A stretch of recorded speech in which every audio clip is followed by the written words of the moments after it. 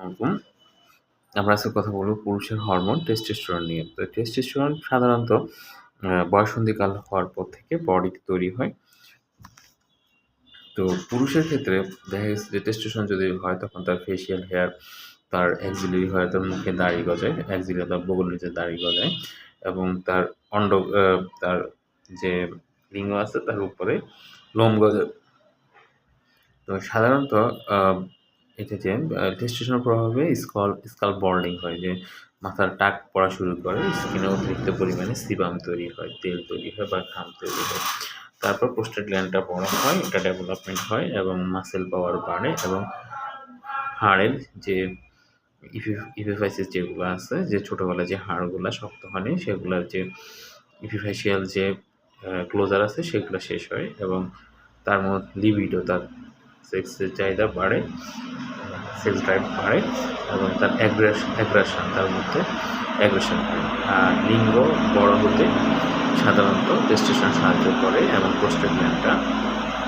আর testosterone সাধারণত বডির তৈরি হয় দুইটা জায়গা থেকে, একটা হলো অন্ডকোষ আর এটা হলো অ্যাড্রিনাল গ্ল্যান্ড। অ্যাড্রিনাল গ্ল্যান্ডটা থাকে কিডনিতে আর অন্ডকোষ তো অন্ডকোষ। আচ্ছা, আমরা এখন টেস্টোস্টেরন সাধারণত সকালবেলা তৈরি হয়। খুব সকালবেলা তৈরি হয় টেস্টোস্টেরন। সাধারণত সকালবেলায় এটার পরিমাণটা একটু বেশি থাকে। আচ্ছা, টেস্টোস্টেরন ক্ষেত্রে আমরা দেখা গেছে যে পুরুষের টেস্টোস্টেরন কমে গেলে আমরা সেটাকে বলি, ২ টা টার্ম আমরা ব্যবহার করি। একটা হলো আ হাইপার আ হাইপারট্রফিক হাইপোগোনাডিজম, হাইপারট্রফিক হাইপোগোনাডিজম। তো সাধারণত মেল হাইপোগোনাড যদি টেস্টোস্টেরন পরিমাণ কমে যায় সেটাকে আমরা বলে থাকি মেল হাইপোগোনাডিজম। মেল হাইপোগোনাডিজমের ক্ষেত্রে আমরা সাধারণত যে সমস্যাগুলা দেখা দেয় একটা পুরুষের ক্ষেত্রে দেখা দেয় যে তার যে সেক্স ড্রাইভ তার সহবাসে অনাগ্রহ, তারপর লেথার্জি তার সবসময় দুর্বল থাকে এবং মাসল পাওয়ারটা কমে যায় এবং তার যে আ তারপর পেশেন্টের সাধারণত আরও কিছু কমপ্লেইন নিয়ে আসে সেটা হলো গাইনোকোমাস্টিয়া, যেমন তার পুরুষের যে স্তন সেটা ফিমেলের মতো বড় হয়ে যায়। তার ইনফার্টিলিটি বিয়ের পরে বাচ্চা হচ্ছে না। তারপর তার দেখা গেছে অনেক ছেলেদের ক্ষেত্রে দেখা গেছে দেরিতে অনেক সময় হয়ে গেছে। দেখছে ২০ বছর হয়ে গেছে তার পিউবার্টি মানে তার যৌবন বা তার বয়ঃসন্ধিকালে আসতেছে না।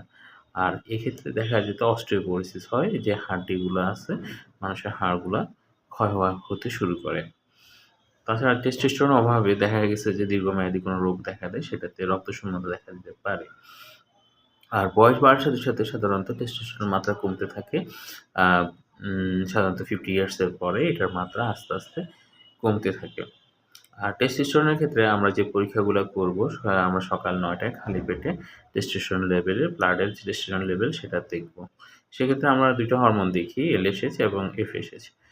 টেস্টোস্টেরন আমরা সাধারণত রিপ্লেসমেন্ট করতে হয় যদি কোনো ইয়াং এজের কোনো ছেলের যদি টেস্টোস্টেরন পরিমাণ কম থাকে, সেক্ষেত্রে আমরা তার আ হাড্ডি ক্ষয় যেন ছিদ্র না হয়, অস্টিওপোরোসিস যেন না হয় এবং তার মাসল পাওয়ার রিস্টোর করার জন্য, তার যে মাসল সেটার জন্য আমরা টেস্টোস্টেরন রিপ্লেস করে থাকি।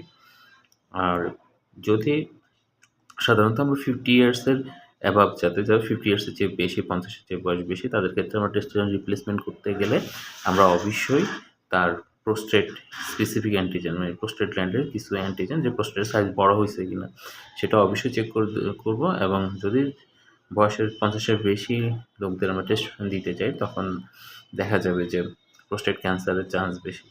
এজন্য আমরা অবশ্যই 50 ইয়ার্স এর বেশি যদি কারো টেস্টোস্টেরন রিপ্লেসমেন্ট করতে চাই, অবশ্যই তার প্রোস্টেট স্পেসিফিক অ্যান্টিজেনটা পরীক্ষা করে দেখতে হবে।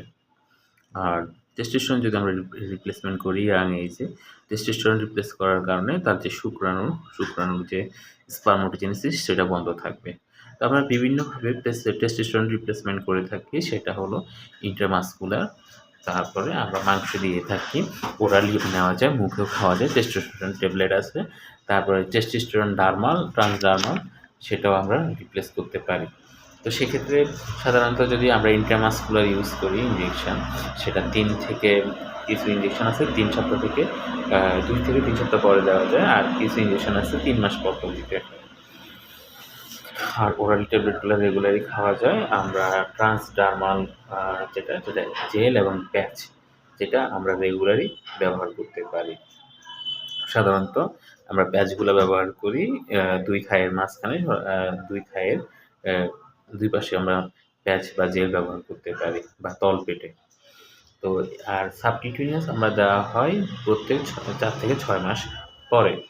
আর ওরালি যেটা সাধারণত ওরালি এটার অ্যাবজর্পশন খুব ভালো হয় না। এজন্য ওরালি টেস্টোস্টেরন না নেওয়াই উত্তম। কারণ এটার ফাস্ট মেটাবলিজম হয় লিভারে। সুতরাং এটার ব্লাডের এটার উপস্থিতিতে বায়ো অ্যাভেইলেবিলিটি সেটা কম হয়ে থাকে।